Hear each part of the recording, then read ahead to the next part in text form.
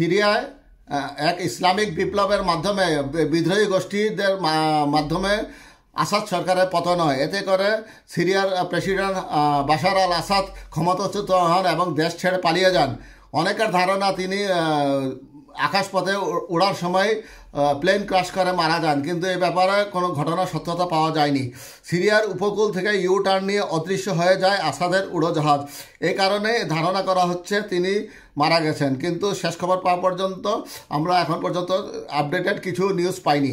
সিরিয়ার বিদ্রোহীরা রোববার দামেস্কের নিয়ন্ত্রণ নেওয়ার পর প্রেসিডেন্টকে ক্ষমতাচ্যুত করার ঘোষণা দেয়। দেশ ছাড়তে বাধ্য হন বাশার আল আসাদ।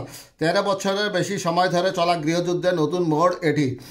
এর মধ্যে বিদ্রোহীরা মধ্যপ্রাচ্য অঞ্চলের কেন্দ্রস্থলে রাশিয়া ও ইরানের প্রভাবকেও বড় ধাক্কা দিয়েছে। এই দুই দেশ আমাদের প্রধান মিত্র, যারা সংঘাতের গুরুত্বপূর্ণ সময় সমর্থন করে আসছিল।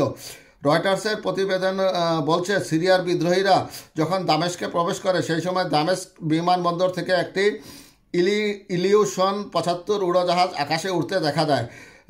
ফ্লাইট রাডার 24 বলছে, সিরিয়ান এয়ার 9218 ফ্লাইটটি দামেস্ক থেকে উড়াল দেওয়া সর্বশেষ ফ্লাইট।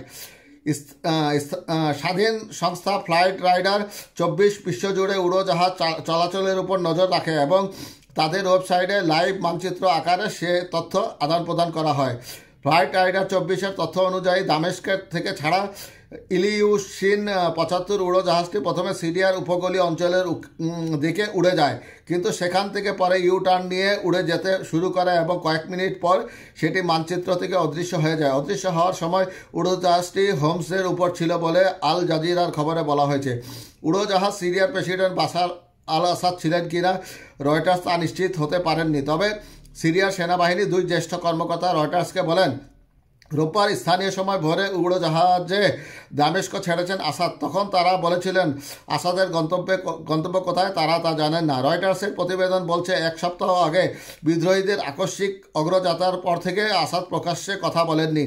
তবে বিদ্রোহীরা বলছেন, আমরা সিরিয়ার জনগণের সাথে আমাদের বন্দীদের মুক্তি এবং তাদের শিকল মুক্ত করার এবং কারাগারে অবিচারের যুগের সমাপ্তি ঘোষণা করার সংবাদ উদযাপন করছি।